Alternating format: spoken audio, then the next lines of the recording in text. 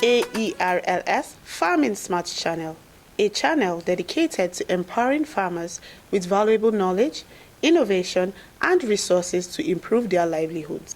Today, we have the privilege of speaking with a truly phenomenal woman, Dr. Mrs. Esther Ibrahim. She's not just a leader, she's a change maker. We are honored to have you on our channel, Ma. Thank you. Dr. Esther, you have also been a very strong advocate for women in agriculture and sustainable farming. Can you share some of the key initiatives or projects you've worked on that has been effective in empowering women in this sector? Thank you very much. For me, the issue of inclusivity is not to be, is something that we really need to hold in our hearts. Working with women in the past 20 years of my job, even starting from the beginning, I came in to work with women. The first project that I worked with in Adini was actually characterization of women farmers in northern Nigeria. And I've seen that, yes, when you bring women, when you support women, you're actually supporting the nation, and you're also helping that household to stand very strong. So the issue of gender, this issue of inclusivity, the issue of women empowerment is something that is actually on my heart. And then moving to Sasakawa, I focused on post-harvest and processing, agro-processing. And that's where you see a lot of women when it comes to the processing component of it. But some, I don't know whether they are myths or something that women in the northern area do not farm. I think that's not the case. There's a paradigm shift that we have women that are farming even in northern Nigeria and across the country. We have women farmers, we have women in processing along the value chain. Even in areas that are a bit difficult, like logistics and the likes of them, you still find women thriving in those areas. So what, for me, is that we need to support this gender to actually play the role well and also support the economies of the country. And so for us, in my current job and my current position, we've tried to look at our implementation. And at Agra HQ level, we have an initiative that is called Value for Her. The Value for Her focuses on women in agribusiness. And that's with the Nigerian team, I was able to launch that in the year 2020 in Nigeria, that initiative. And currently we have over 6,000 women in agribusiness on that platform, accessing training, capacity building, and every other opportunity that is there for the women to thrive. At the rural level, at the state level, or at the country level, looking at other initiatives, we had to look at what we're doing and come up with a gender consortium. And this is focusing on women and young women in farming.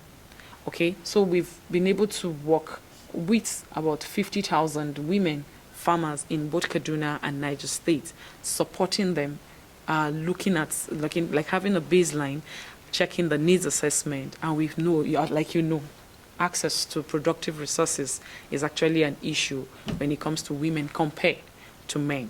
But I see this lessons that I have learned from this initiative or from this consortium bringing partners together to implement this in Nigeria shows that, yes, when women are given space, when they are given access to these things, they are able to do excellently well.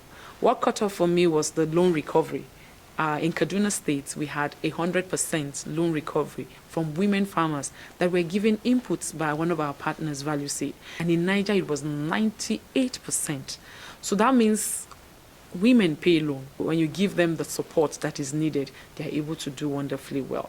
And also another initiative was also to domesticate the gender policy, the agri-gender policy that was developed at the federal level to ensure that there is a framework, there is an environment to support women, in agriculture. And that I know has seen some progress. Thankfully, Ministry of Agriculture is on top of this, and I'm hopeful that in the few days to come, we should have that approved to give us a legal backing and to ensure that we implement that policy in the state. And I know for Niger that has been done. Similarly to Nasarawa State, I know the governor is an fan of agriculture and pushing a lot. So in these three states where we work, we are ensuring and we are still working to ensure that we have women and youths in our program. Of course, youths are the future, So we really want to see that the future of agriculture is sustained. So I know that there's a lot that is being done around this. But for the women, I'll continue to push for women. I'll continue to push for equity. I'll continue to push and ensure that women are given the voice that is needed.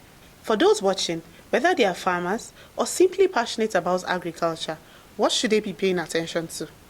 I want to quote and I want to align with my colleagues that agriculture is business. It's not a business, it's business. And again, another thing I want to tell our farmers is that we do not grow and sell. We grow to sell. It's not and, it's you grow to sell. So we really need to look at agriculture from the agribusiness perspective.